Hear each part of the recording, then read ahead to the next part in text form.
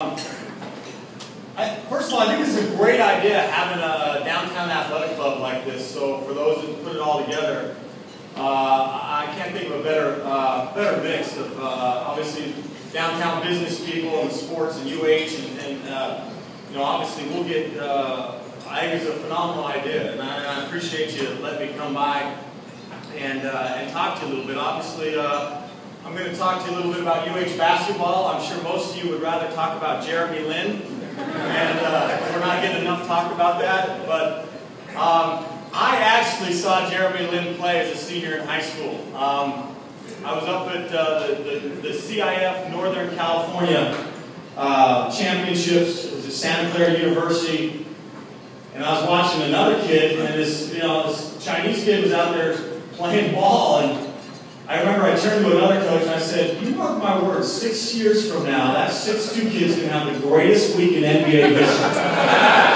And sure enough, it came to pass. So I can identify him early, but we just couldn't beat Harvard out on him. So, see, a lot of you guys were at the game last night. I appreciate you coming out on Valentine's. That was big of you. I can't think of anything more romantic than a game on Valentine's. So. But that was a lot of fun. Ended up having a good little crowd there after dinner was done, but I enjoyed that. You know, I get asked all the time, Coach, what are your goals? How many games do you want to win? And it's an interesting question for Coach. At least for me, when asking how many games what's your goal? How many games you want to win? We're sitting at 15-10 right now, and I feel pretty good about that. We got 5 regular season games left, so. Quite honestly, I'd like to win all 5 of those. That would put us at 20-10. You know, then we got the WAC tournament. I'd like to win all 3 of those. That would put us at 23-10. That would put us into the big dance. I'd like to win all 6 of those. That would put us at 29-10 to the national championship. That's our goal. So don't ask me again. Someone's got to do it. Why not us? Why not University of Hawaii? That's kind of been the whole idea of when we got here, and I heard a lot, not only from people here, but coaches on the mainland. You know, they kept telling you all the things. You know, you can't recruit freshmen, can't win on the road, you don't got any money. Well, one of those is true. But you can't recruit freshmen, you can't win on the road. If all you guys give me 10G on the way out, we'll take care of the third. We'll be ready to go. But I believe that Hawaii, you know, my vision for this program for the University of Hawaii is, I believe it's bigger than anybody combined here in the room. I don't put a ceiling on this team. You'll never hear me say how many wins I think we can win.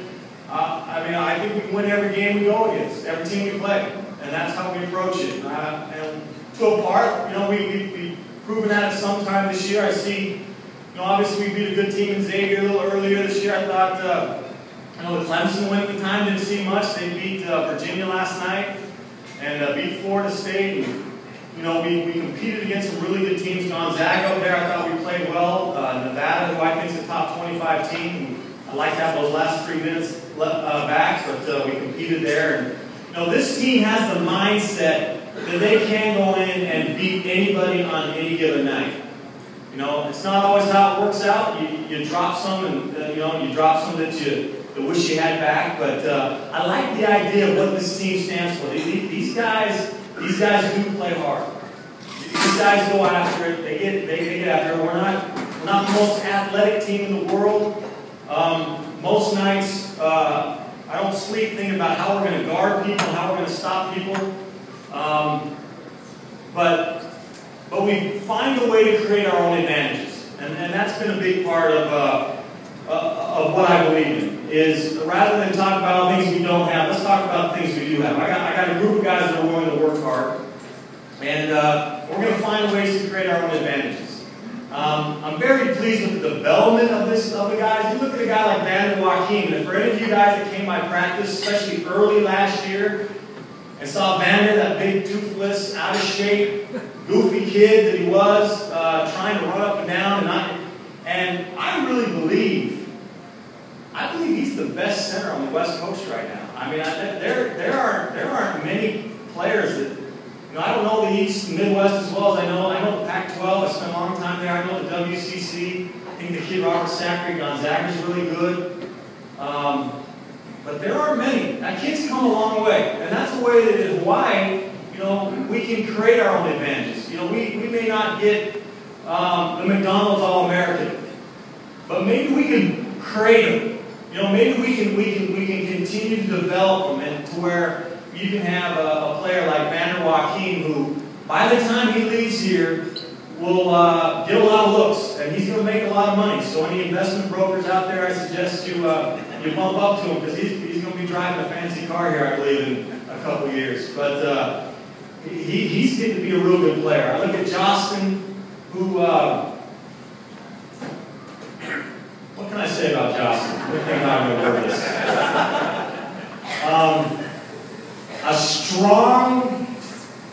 He's a strong player. He's actually a strong-minded young man. When he came here, had an idea of what was the right way for him to play. Sometimes didn't go with the right way that we wanted him to play as far as the team concept. But I think he's bought in for the most part. I think he's done a good job, and it's still a work in progress. But I'll tell you what, you put that sucker on the right block, you put Vander on the left block, and you make someone else figure out how to stop it. Because those two guys are good college basketball players right now. And we're trying to keep the game simple for those guys and put them in places where they can be, where you can play to their strengths rather than their weaknesses. And put them in positions where they can be successful. We'll figure it out on the defensive end. We got to jump it up sometimes, but we're continuing to guard, and you know that's pretty much all heart right there anyway. But I love where this program's going. You know, we're not where we need to be, not where I expect it to be, but we're on that path. And when I first got the job, Ben Howland, who's the head coach at UCLA, gave me a call.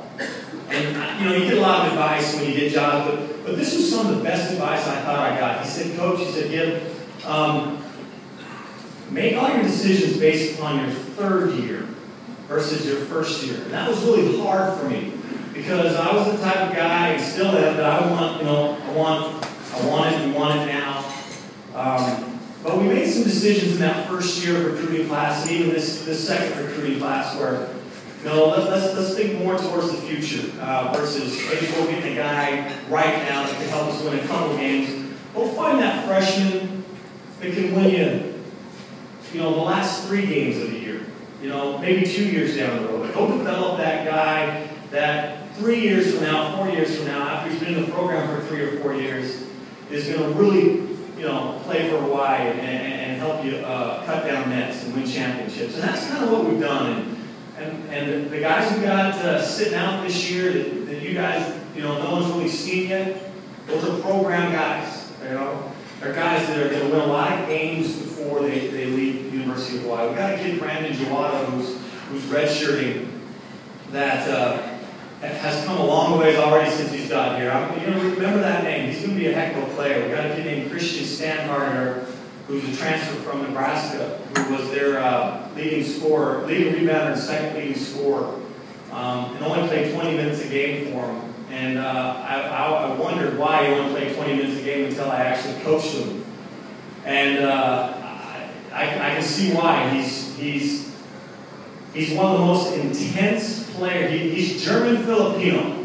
And so you put that mix together, and you've got some fire in you. He's an unbelievable competitor. He gets on everybody's nerves every single day. I absolutely can't stand him.